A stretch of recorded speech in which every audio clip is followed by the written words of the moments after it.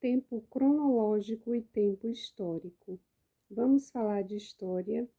As diferenças entre tempo cronológico e tempo histórico são fundamentais para compreendermos bem a disciplina de história. Partindo da observação dos fenômenos naturais e contagem do tempo. O tempo é uma questão fundamental para a nossa existência. Inicialmente, os primeiros homens a habitar a Terra determinaram a contagem desse item por meio da constante observação dos fenômenos naturais. Assim, as primeiras referências de contagem do tempo estipulavam que o dia e a noite, as fases da Lua, a posição de outros astros, a variação das marés ou o crescimento das colheitas pudessem metrificar o quanto de tempo se passou. Na verdade, os critérios para essa operação seriam diversos. Consciência de finitude.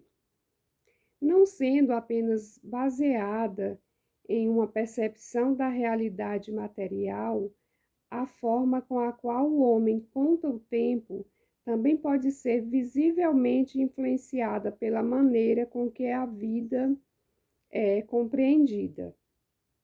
Em algumas civilizações, a ideia de que houve um início em que o mundo e o tempo se conceberam juntamente vem seguida pela terrível expectativa de que algum dia esses dois itens alcancem o seu fim. Já outros povos entendem que o início e o fim dos tempos se repetem por meio de uma espécie de compreensão cíclica da existência. Mas em se tratando da definição de tempo histórico, apesar de ser um referencial de suma importância para que o homem se situe, a contagem do tempo não é o principal foco de interesse da história. Ou, em outras palavras, isso quer dizer que os historiadores não têm interesse pelo tempo cronológico, contado nos calendários, pois sua passagem não determinaria as mudanças e acontecimentos, os tais fatos históricos, que tanto chamam a atenção desse tipo de estudioso. Dessa forma, se esse não é o tipo, ou melhor, se esse não é o tipo de tempo trabalhado pela história, que tempo tal ciência utiliza? O tempo empregado pelos historiadores é o chamado tempo histórico, que possui uma importante diferença do tempo cronológico. Enquanto os calendários trabalham com constantes e medidas exatas e proporcionais de tempo, a organização feita pela ciência histórica leva em consideração os eventos de curta e longa duração. Assim, o historiador se utiliza das formas de se organizar a sociedade para dizer que um determinado tempo se diferencia do outro. Seguindo essa lógica de pensamento, o tempo histórico pode considerar que a Idade Média dure praticamente um milênio, enquanto a Idade Moderna se estenda por apenas 4 séculos.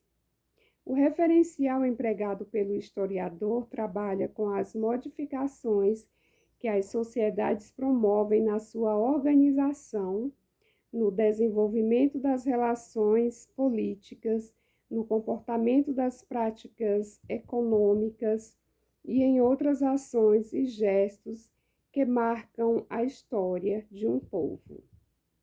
Além disso, o historiador pode ainda admitir que a passagem de certo período histórico para outro ainda seja marcado por permanências que apontam certos hábitos do passado no presente de uma sociedade. Com isso, podemos ver que a história não admite uma compreensão rígida do tempo, em que a Idade Moderna, por exemplo, seja radicalmente diferente da Idade Média.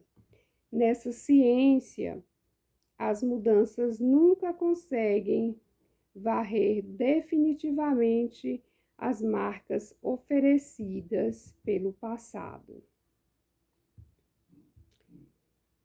Neste contexto, citamos a importância das duas formas de tempo. Mesmo parecendo que tempo histórico e tempo cronológico sejam cercados por várias diferenças, o historiador utiliza a cronologia do tempo para organizar as narrativas que constrói. Ao mesmo tempo, se o tempo cronológico pode ser organizado por referenciais variados, o tempo histórico também pode variar de acordo com a sociedade e os critérios que sejam relevantes para o estudioso do passado. Dessa forma, ambos têm grande importância para que o homem organize a sua existência.